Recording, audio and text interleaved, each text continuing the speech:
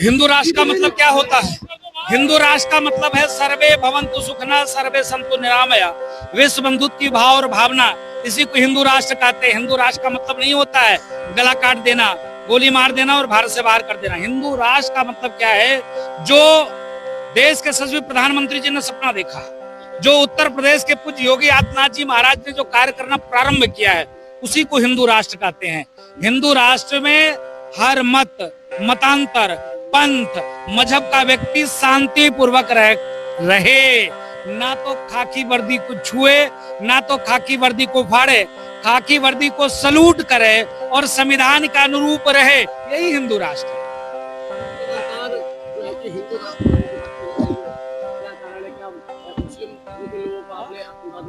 हाँ भाई देखो, स्वाभाविक है, हमने मुस्लिम धर्म को आतंकवादी नहीं बनाया, हमने उनको आतंकवादी बनाया जिसको संविधान से कोई मतलब नहीं है, जो भारत माता की जय नहीं बोल सकते, जो वंदे मातरम नहीं बोल सकते, जो खाकी वर्दी का सम्मान नहीं कर सकते, जो जिस देश में रहते हैं उस देश के बहुसंख्यक समाज की भाव और भावना का सम्मान नहीं करते, वो सब आतंकवादी है।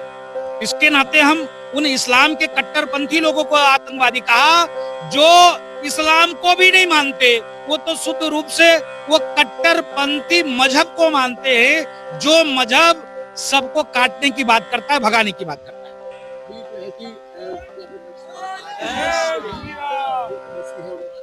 हाँ, ओवैसी को राक्षस हमने इसलिए कहा कि वो राजनीतिक खाल पहनकर, वो भेड़िए के रूप में, वह मंदिर है देश का संसद भवन, उस मंदिर में कहता हो कि हम जब सुप्रीम कोर्ट का आदेश है राम मंदिर के लिए, और उसने कहा कि हम राम मंदिर को नहीं मानते, आज औलाद अपने बच्चे को बताते रहेंगे ये बाबरी मस्जिद थी, है और रहेगा, ये कोई सांसद कहता है क्या?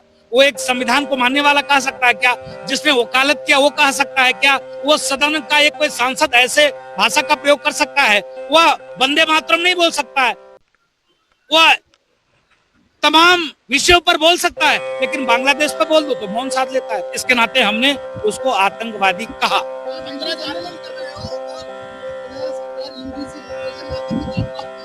मैं कहा सरकार कौन सी यूनिवर्सिटी ले आई? कोर्ट का आदेश था, कोर्ट में फिर से पुनः सुप्रीम कोर्ट ने उसको स्थगन कर दिया। अरे भाई स्वाभाविक है, राम मंदिर के सुप्रीम कोर्ट ऐसे थोड़े न बनवा दिया।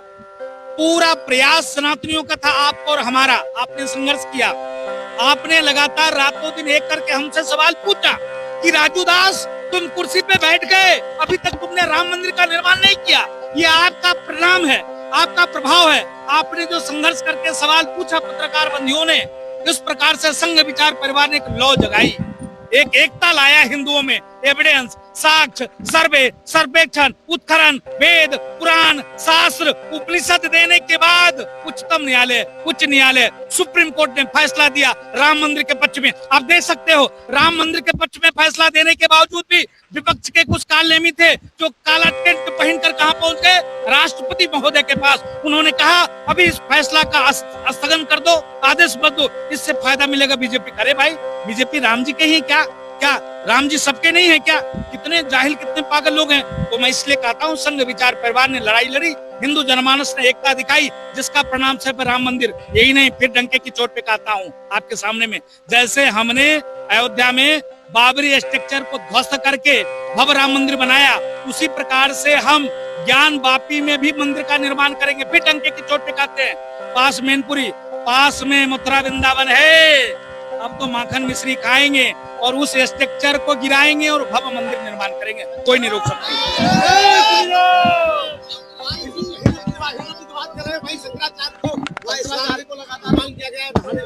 मैं निवेदन पूर्वक प्रार्थना करना चाहता हूँ, संत के चोले में पहले तो मैं उनको प्रणाम करता हूँ, लेकिन वो भेड़िए के खाल में जिस प्रकार से संत के चोला पहनकर वहां राजनीतिक रोटी सेक रहे थे, इतना शुद्ध स्वच्छ वातावरण, वहां लोग मां गंगा के निर्मल जल में पहुंचकर वहां यज्ञ कर रहे थे, अनुष्ठान कर रहे थे, और तुम पहुंच गए पुलिस वाले की वर्दी फाड़ने के लिए, मारने के लिए। अरे आपको तकलीफ इनसे था तो ये सस्पेंड हो गए, लाइन हाजिर हो गए, कानूनी प्रक्रिया से। आप इतने बड़े धर्म गुरु हैं, हम इतने धर्म गुरु बड़े बनकर इनकी वर्दी फाड़े तो उचित है क्या?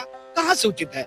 कहने का भाव है, हम इतने बड़े मठ पर बैठकर अब इनको हम गाली दें तो कहां से शोभा देता है? उत्तर प्रदेश के मुख्यमंत्री जी को उन्होंने क्या कहा?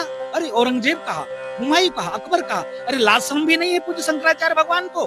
कम से कम अपने उस गद्दी की महिमा को जानो, अपने आप को पहचानो, आपका जो स्वरूप है उस स्वरूप का अनुरूप कार्य और काम करो, आपका सम्मान है। लेकिन अगर आप किसी राजनीतिक दल के गोद में खेलोगे तो हम नहीं छोड़ेंगे, फिर डंके की चोट पे खाते हैं, फिर नहीं बचोगे।